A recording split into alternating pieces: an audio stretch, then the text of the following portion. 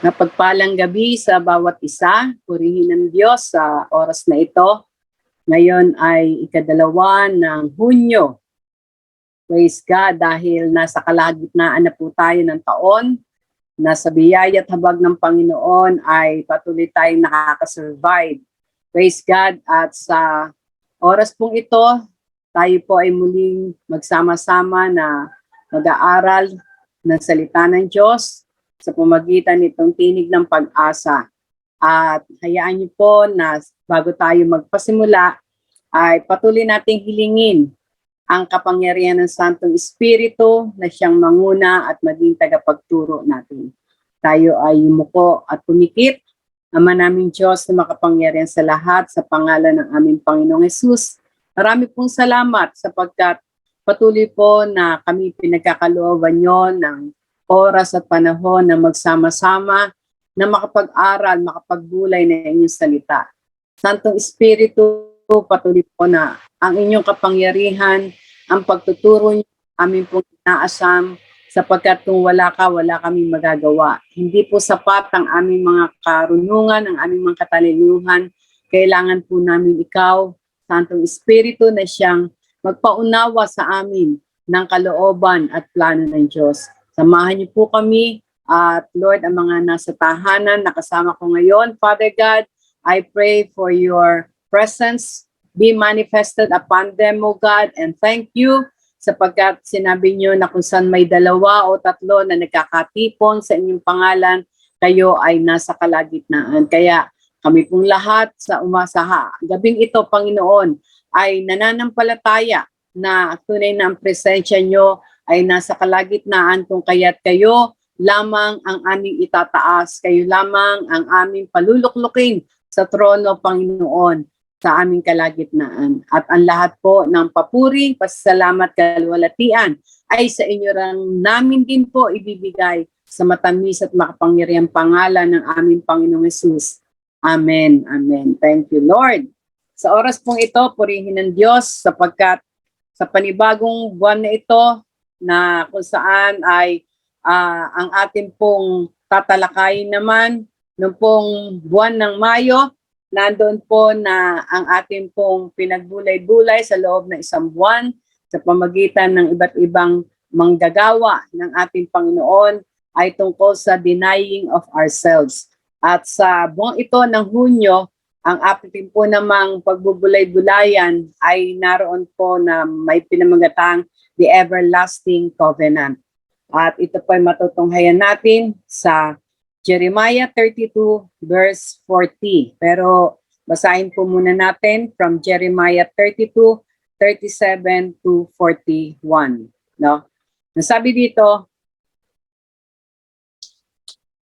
Behold, I will gather them out of all countries, whither I have driven them in mine anger and in my fury and in great wrath, and I will bring them again unto this place, and I will cause them to dwell safely. And I will give them one heart and one way, that they may fear me forever, for the good of them and of their children after them. And I will make an everlasting covenant with them, that I will not turn away from them to do them good, but I will put my fear in their hearts, that they shall not depart from me. Yea, I will rejoice over them to do them good, and I will plant them in this land assuredly with my whole heart and with my whole soul. Praise God, no? Nasabi dito sa verse 40, and I will make an everlasting covenant with them, that I will not turn away from them to do them good, but I will put my fear in their heart, that they shall not depart from me. Praise God. And just magpapala sa pagkakabasa ng kanyang salita. Purihin ang ating Panginoon sapagkat naroon po na ang ating Diyos, sabi niya, God is eternal, no? And His covenants embody His complete plan of God from creation to eternity. Naroon po na may covenant po ang Diyos, no? Na ginawa, na plano mula creation hanggang eternity. Sabi nga dito, the problem is that we have such a limited conception of eternity. Ang problema daw po sa ating kakapusan ng kaalaman, naroon ang sabi nga po yung ating pagtingin, no? Yung conception natin o yung pagtingin natin tungkol sa eternity ay sabi nga po makitid lamang, no? At limited lamang. Minsan we try to understand it but we can't discern it completely. Ang sabi dito, technically, we are already in eternity. Sa totoo lang daw po, tayo po ay nasa eternity. Bakit? Since eternity is not time. Ang eternity daw po ay hindi tungkol sa oras, no? Hindi tungkol sa oras. It is outside time. So daw po ang eternity daw po ay outside sa oras. Because time has no effect on God, who is eternal. Dahil ang oras daw po ay walang effect sa Diyos dahil ang ating Diyos ay eternal, no? Naroon daw po na ang sabi nga ay we are programmed to always think about a beginning and an end, but there is no beginning or ending with eternity. Dahil daw po sa ating payak na kaisipan, lagi tayong nakatuon sa panimula at pangwakas. Pero kung titignan natin, sa eternity daw po, ang tunay na eternity, walang pasimula at wakas, no? At sabi nga po, naroon daw na maraming naisang Diyos na i-reveal sa bawat isa sa atin, no? Sabi nga, God has yet to reveal His everlasting covenant to us. Nais niya na sa oras na ito ay maipahayag sa atin yung kanya sabi nga po, everlasting covenant, ano? Ang sabi dito sa Ephesians chapter 3, verses 11 to 12, ang sabi dito, according to the eternal purpose, which He purposed in Christ Jesus our Lord, in whom we have boldness and access with confidence by the faith of Him. No? Sa magitan daw ng eternal purpose na naroon na layunin ng ating Panginoon sa pamamagitan ng ating Panginoong Jesus, no, naroon na ma-access natin with confidence yung eternal, yung everlasting plan na yon, no, covenant o eternal plan ng ating Panginoon sa bawat isa sa atin. Because our God is a covenant-making God. Tandaan natin, our God is a covenant-making God. He is a covenant-keeping God and a covenant-revealing God. Ibig sabihin, siya daw po ay gumagawa ng covenant, no? Ano ba ibig sabihin ng covenant sa Tagalog? No? Naroon na tipan, no? Tipan. Ang Diyos daw po ay gumagawa ng tipan. Siya daw po ay sabi nga po, naroon na He keeps His covenant, no? Yung tipan niya ay naroon talagang tinutupad niya, no? Tinutupad niya. At hindi lamang yon, ang tipan niya sa bawat isa ay nire-reveal niya, ipinapahayag niya. Kaya dito sa everlasting covenant na ito na nais ng ating Panginoon na maunawaan natin, no? Naroon na nais niya na sa buhay natin ito hindi tayo nangangapa, no? Kundi naroon na mayroon tayong kasiguraduhan na yung kanyang everlasting covenant ay ating mararanasan, no? Ating mararanasan. Praise God. At titingnan natin, ano ba ibig sabihin ng everlasting covenant? Ang everlasting covenant daw, sabi, it is a contractual arrangement in which God and man agree to abide by certain terms and conditions in return for certain benefits. Sa covenant daw o yung everlasting covenant, kailangan merong agreement, no? 'Di ba yung mga naggagawa ng mga covenant o ng tipan, meron silang pinag-aagrihan o merong mga terms and condition na kailangan itong terms and condition na ito ay magawa ng bawat isa upang yung naroon na benefit ng tipan na yon o ng covenant na yon ay sabi nga yung benefit nito ay makita o maranasan. Po, kaya napakahalaga na sabi nga ay sa everlasting covenant na ito, kapag naunawaan natin yung walang hanggang tipan na pinlano ng Diyos, ay naroon na ito daw po, ang plano niyang ito ay maranasan natin, no? Hindi lang basta malaman natin, kundi maranasan natin, no? Kaya tingnan naman natin, ano ba yung everlasting covenant na yon, no? Ano ba yung nature ng everlasting covenant na ginawa ng ating Panginoon po?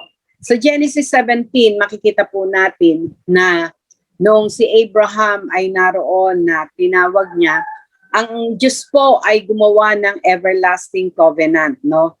At ang unang-una naroon na ipinahayag niya na sabi nga, ang Diyos o ang ating Diyos ay nangako ng isang lugar o isang sabi nga, lupain na kung saan ay ibibigay niya, no, kay Abraham, at hindi lamang kay Abraham kundi sa kanyang mga anak, mga kaapu-apuhan hanggang descendant niya, no. Kaya ang isang nature, no, ng God's everlasting covenant, it is the promise of land, no. Ito matatagpuan natin sa Genesis 17 verse 8. Na sabi doon, I will give unto thee and to thy seed after thee the land wherein thou art a stranger, all the land of Canaan for an everlasting possession, and I will be their God. No? Kaya makikita natin na yung naroon na pangakong yon na lupain o lugar na nais ng Diyos na panahanan nila Abraham, no, ay naroon na sabi nga maging everlasting possession nila po. Kaya yun yung una na sabi nga na nature ng covenant o tipan, pangako ng Diyos na nais niya na ibigay kay Abraham po. At makikita rin natin ito sa Nehemiah 9:7-8.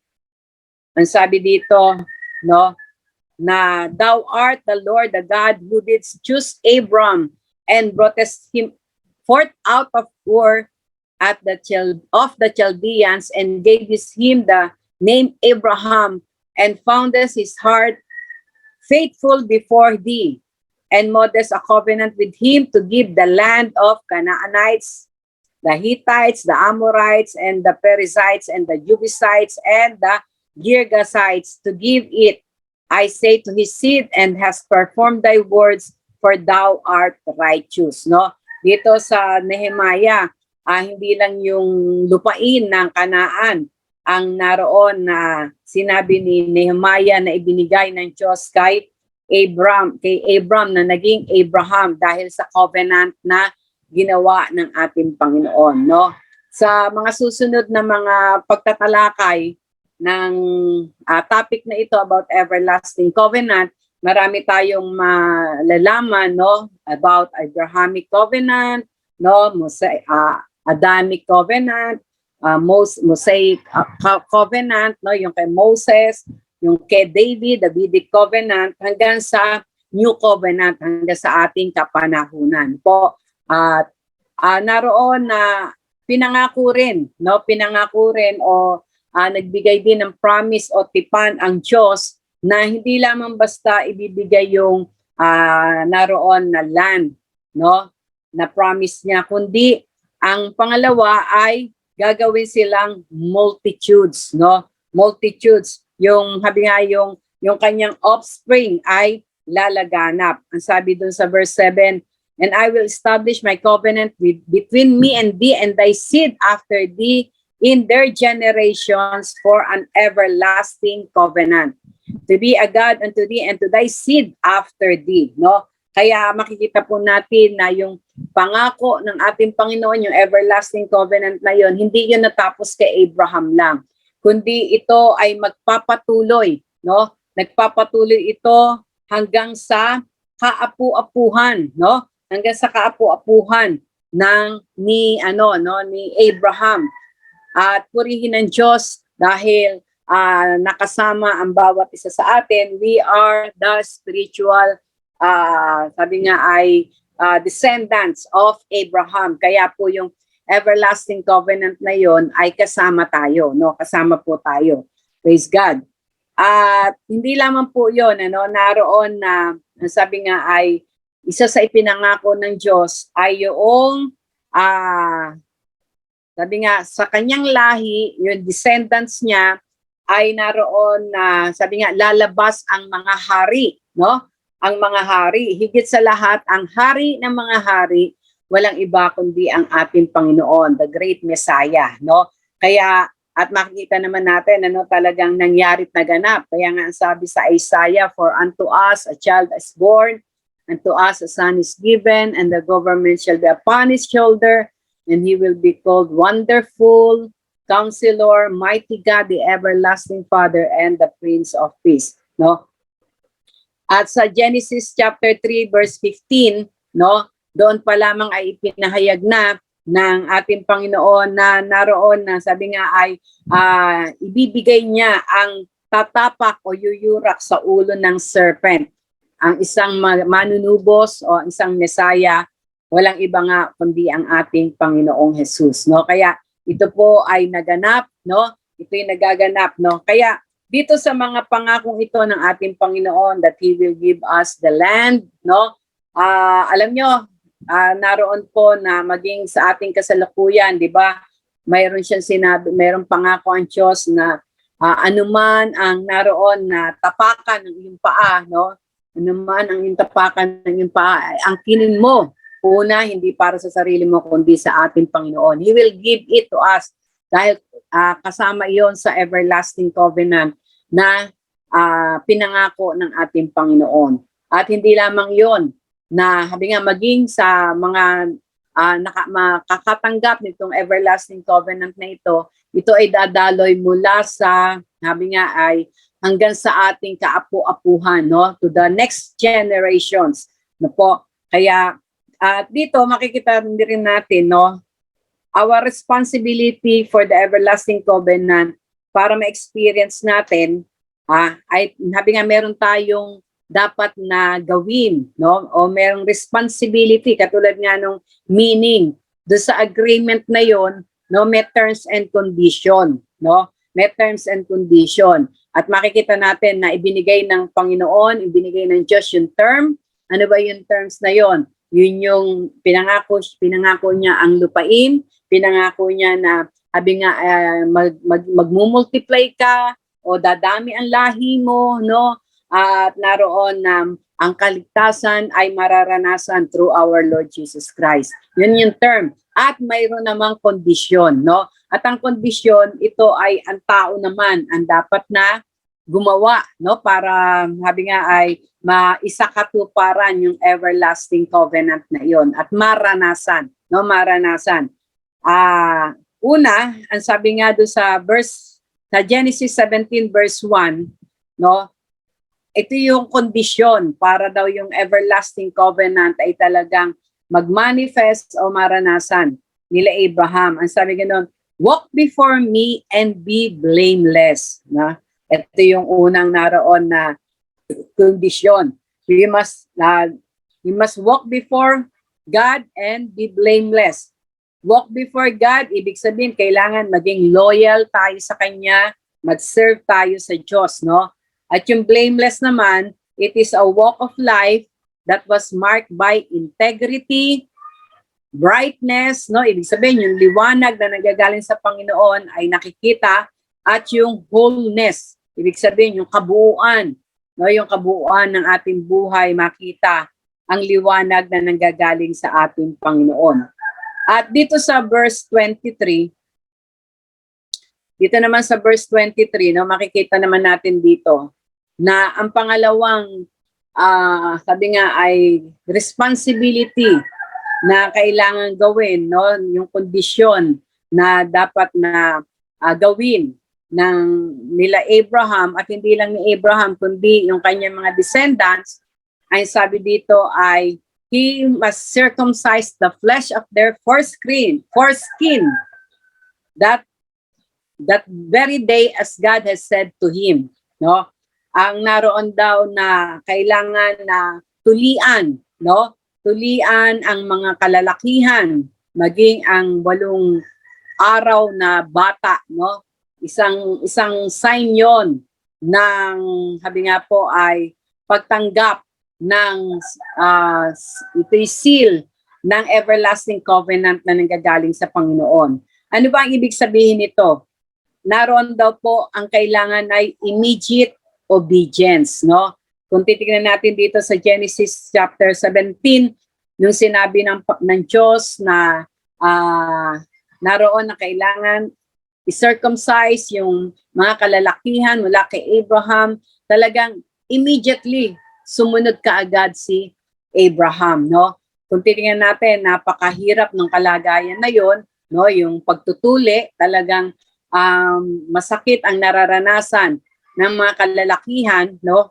Yun, hanggang sa 8 buwan na sabi nga ay bata ay kailangan itulian, no? Sapagkat ito ay seal ng pagtanggap ng everlasting covenant na nanggagaling sa kanya, no?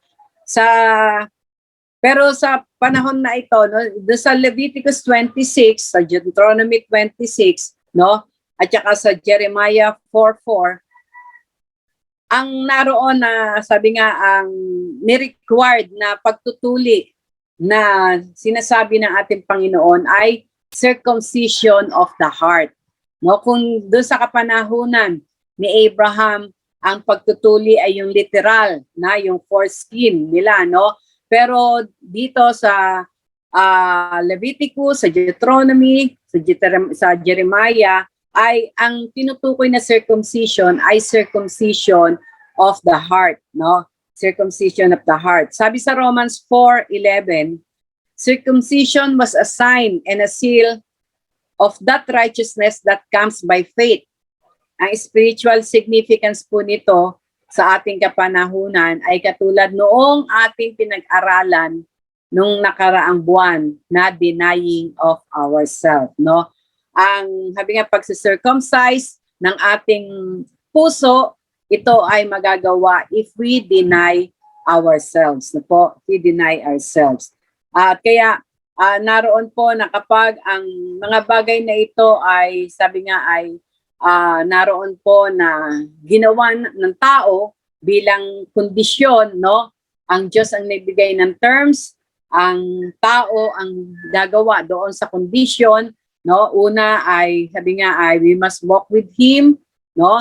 At na walk before Him and be blameless. At pangalawa ay be circumcised, not only in the flesh but in the heart, no? At ito ay sa pamamagitan ng naroon na sabi nga ay denying ourselves, no? Sa pamamagitan ng pagdi-deny ng ating mga sarili, no? Praise the Lord.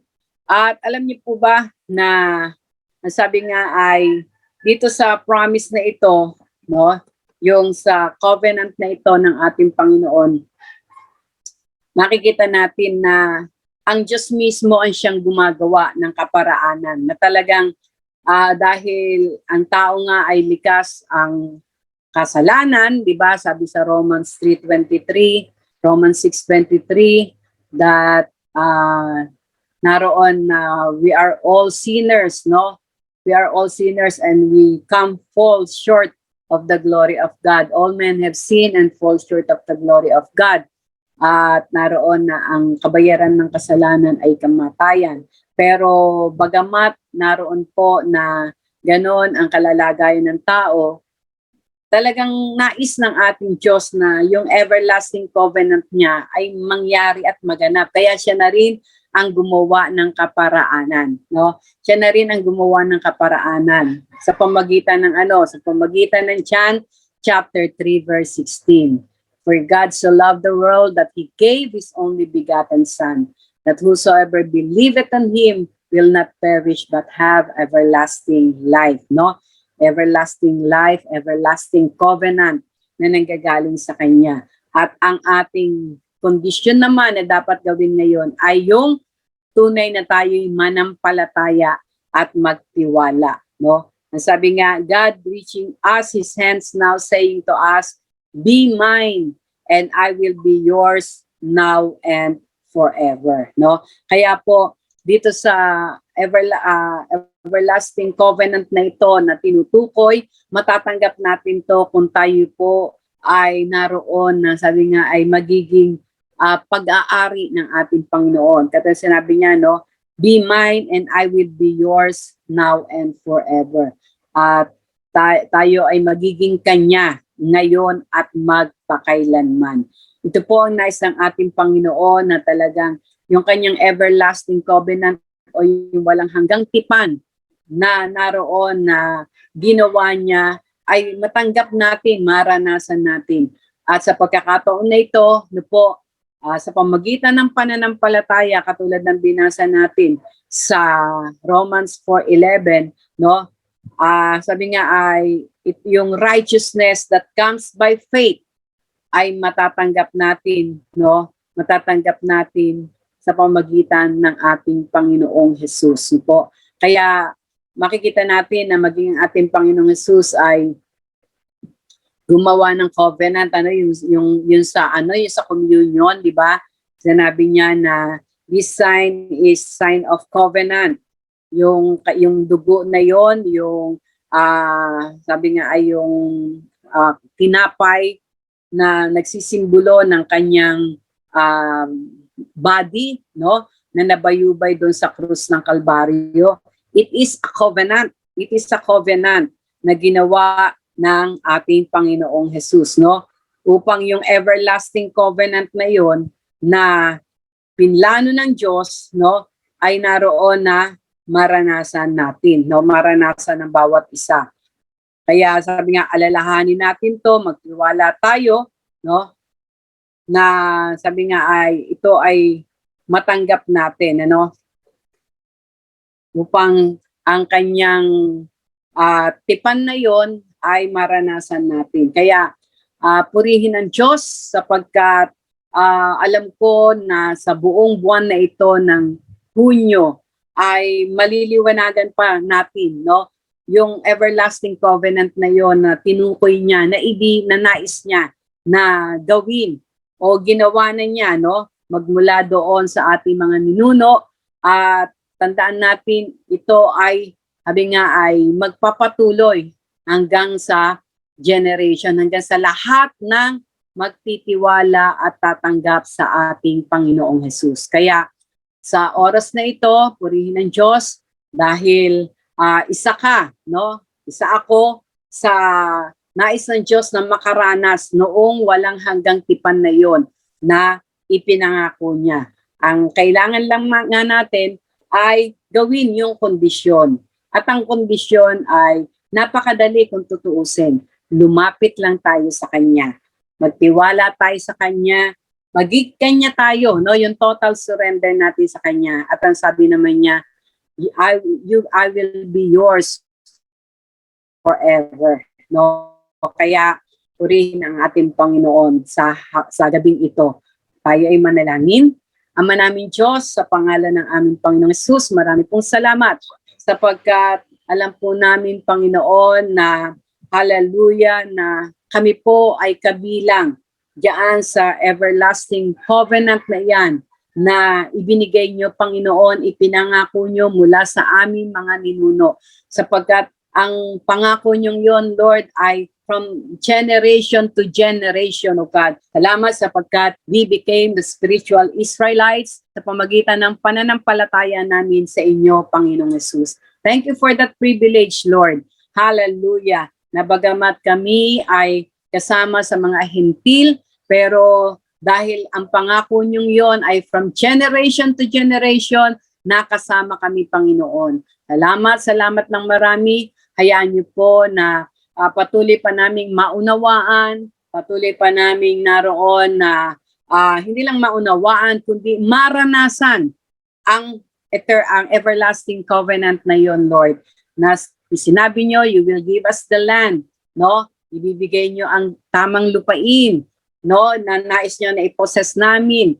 At itong mga bagay na ito ay i-possess namin for your glory alone. For your glory alone. At salamat sapagkat naroon din ang promise nyo, Lord, na dadami, our offspring will be multitudes, O God.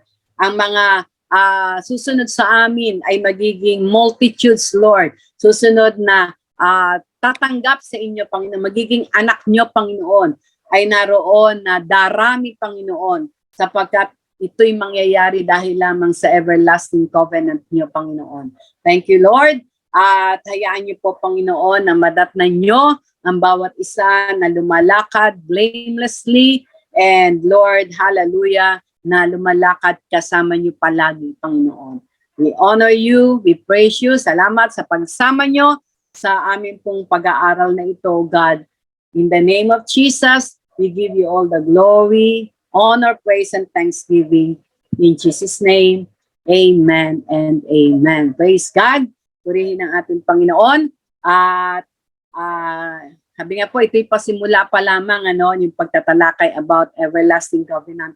Makikita po natin o mauunawaan pa natin sa pamagitan po ng mga susunod na pagtatalakay na gagawin ng ating po mga pastors, ng mga lingkod ng Diyos na i-assign about sa topic na ito. Kaya be excited, no? Be excited dahil maraming sabi nga, revelation na ibibigay ang Panginoon sa atin. Kaya, purihin ang Panginoon, good night, and God bless you. Praise the Lord.